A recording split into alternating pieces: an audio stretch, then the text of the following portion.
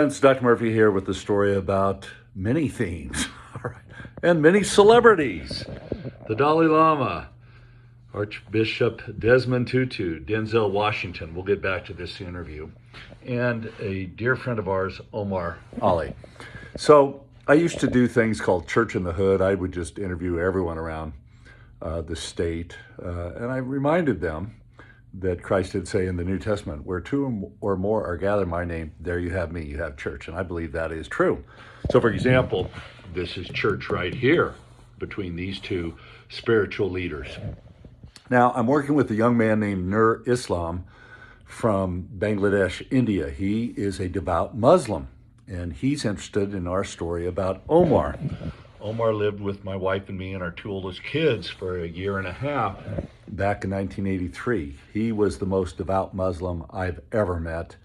And wow, just the understanding. And I told Nur, I'd meant to read the Quran, but I don't need to now because Nur and his family and friends in Bangladesh are going to teach me the essence of the Quran. Okay, now, let us go to this interview by David Marshish of Denzel Washington on his own terms. He's finally found his purpose. This is a fascinating interview. We'll go over this because he is as spiritual as anyone I know, including Pope Francis. I mean, it's just amazing how he's gotten to this point in his life. And if you look him up, it appears that he's lived a charmed life, right? Married to the same woman for decades, 4 successful adult children. But you know that he is such a good actor. He has felt the characters that he has played. I mean, the most spellbinding performance I've seen in my entire life was Denzel Washington in Glory, 1989. I mean, I was just kind of awestruck at how he had to feel the hell of being a black soldier in the Civil War. So he doesn't have to necessarily go through hell in his own personal life, but this guy has felt pain and suffering. So let's just go here. I want to read some of this. Sometimes you just have to have faith in things bigger than our ability to understand them. Hey, wasn't that covered in Genesis? Okay. David Marshish. I like to ask philosophical questions about why people do what they do. Denzel, there's nothing wrong with that. When I've asked you those types of questions, it hasn't seemed interesting to you. And as a result, I feel like I've been failing. What about this? What about that? The interview goes on. So I'm always curious about the interplay between life and work. I just rewatched Flight, and in that you play an airline captain named Whip Whitaker, who is struggling with alcohol and manages to save a flight in semi-miraculous fashion. Did playing that character show you anything about your own situation? Not that I recall, he says. First of all, I didn't drink and work, never have. I'd work and then drink. Honestly, I don't even remember whether I was drinking those evenings or not. But what was this question? Did it what? Did you learn anything about yourself from doing a role like that? I think when you're in the middle of it, you're not so self-reflective because you're still working out the character. So Denzel is explaining what it's like he, as a great actor, experiences in taking on these roles. Later, David Marshish asks, but where did you learn that sometimes you've just got to jump in the water? Denzel, well, I've tried everything else. I was reading Matthew today, and he talks about the seed, and if you put it in rocky soil, it won't grow, and all those things. You have to have faith that it will grow. You can't even figure out how it grows or why it grows or where the sun comes from. Here's what I mean. Man tries to reduce everything down to his understanding, which is the ultimate in ego.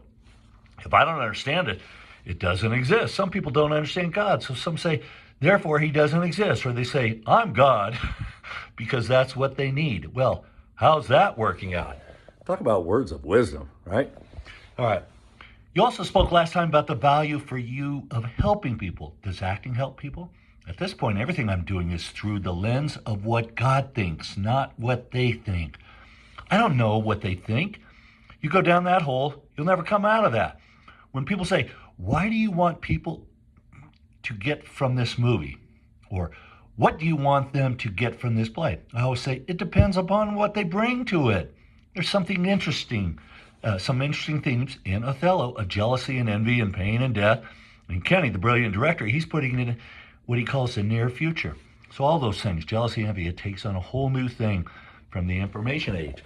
Again, I believe this is God working through all performers, all people, to express eternal truths. What's your favorite line from Othello? Denzel says, I don't know. David says, I've got two. One is Othello's, one is Iago's. Othello's is, who can control his fate? In my opinion, because I don't believe we have free will, I would say nobody. Okay, God's in control. And then my favorite line in all of Shakespeare is Iago's, I am not what I am. He said it yesterday. He's a complicated guy. He's going to be brilliant in this. Who? Jake Gyllenhaal, who's playing Iago. And then Denzel said, he's nuts. I love him. Finally, this is a base question, but did you find that you cared about not getting an Oscar nomination for Gladiator 2? Denzel, I was sitting there smiling, going, look at you. On the day you didn't get a nomination for an Oscar, you're working on Othello on Broadway. Are you kidding me? Oh, I'm so upset. Listen, I've been around too long.